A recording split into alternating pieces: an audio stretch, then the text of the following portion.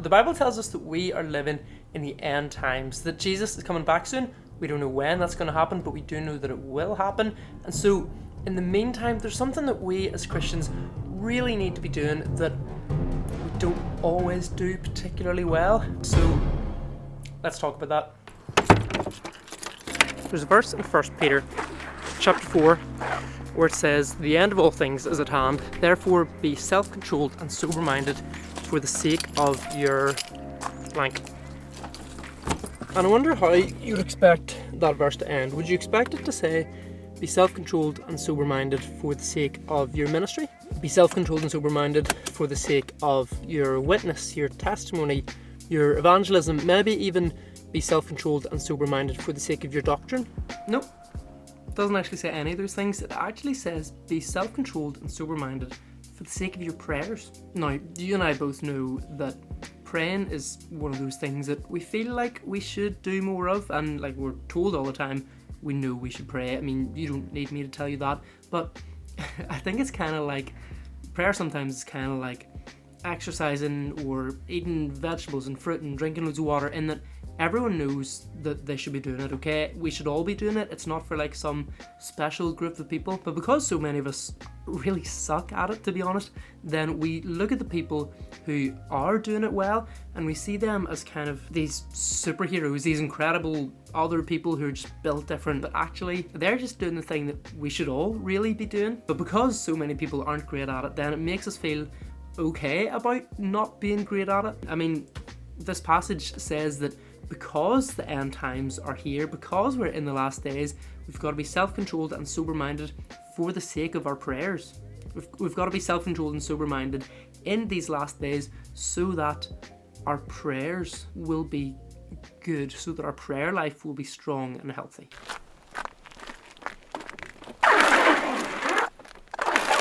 Now, one of the reasons why I think I struggle with prayer, and I'd imagine it might be the same for you, is that prayer doesn't really feel like doing anything. Okay, let's be real, it doesn't feel like you're doing anything. Like, we in our culture, we love to say that we're busy. We love to be doing things. I mean, driving along the road, you've got to listen to a podcast. I feel that pressure anyway. Lunchtime, you've got to listen to a sermon or think about a particular thing, or reading or studying, doing all these different things.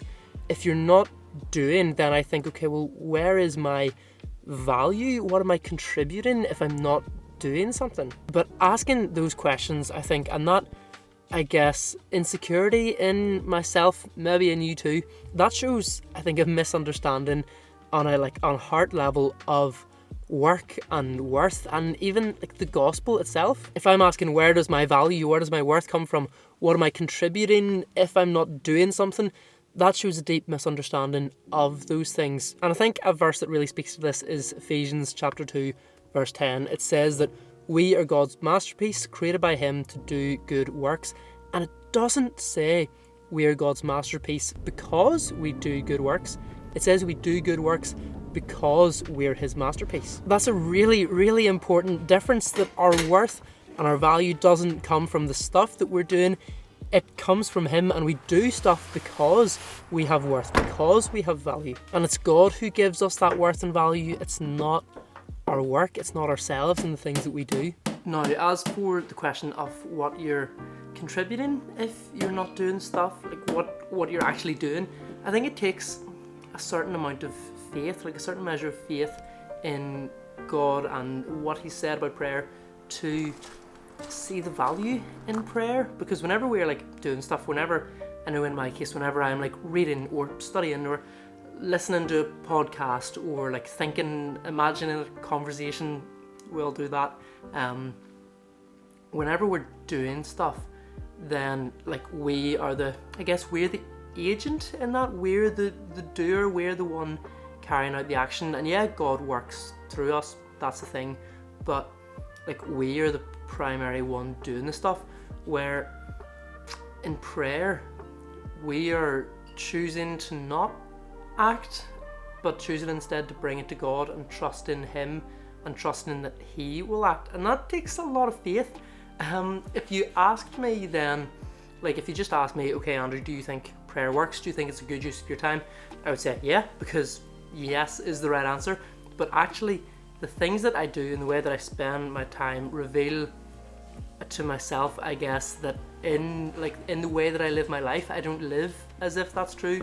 So yeah, I'm going to try and work on that, I think, and trust that prayer is that God does change things, and that God can change things more than I can change things, even whenever I'm like doing stuff.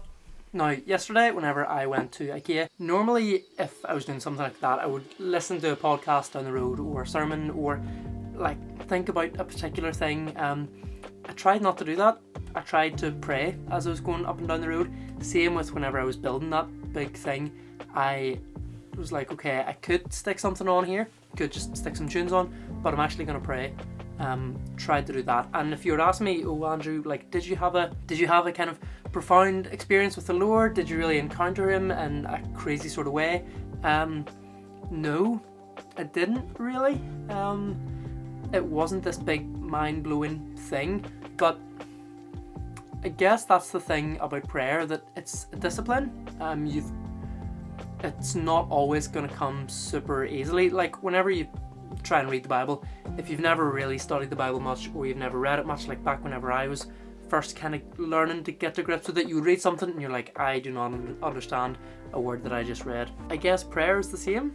That, like, not to say I've never prayed before, but to say that prayer is not something I'm all that good at naturally, and so developing that discipline and that routine is going to take a bit of time, but I'm going to keep trying. It's not always going to come easily, and it might take a wee while to get into a swing and into a bit of a rhythm of it, but you just got to keep going, and you got to work on it, and you got to do it, because look, we're in the last days. Jesus is coming back soon, and the Bible says because of that, because the end is near, make sure that you're praying. And we think, oh well, I've so little time and I've so much to do. No, make sure you're praying. So yeah, thanks for listening. Thanks for being here. See you in the next video. God bless.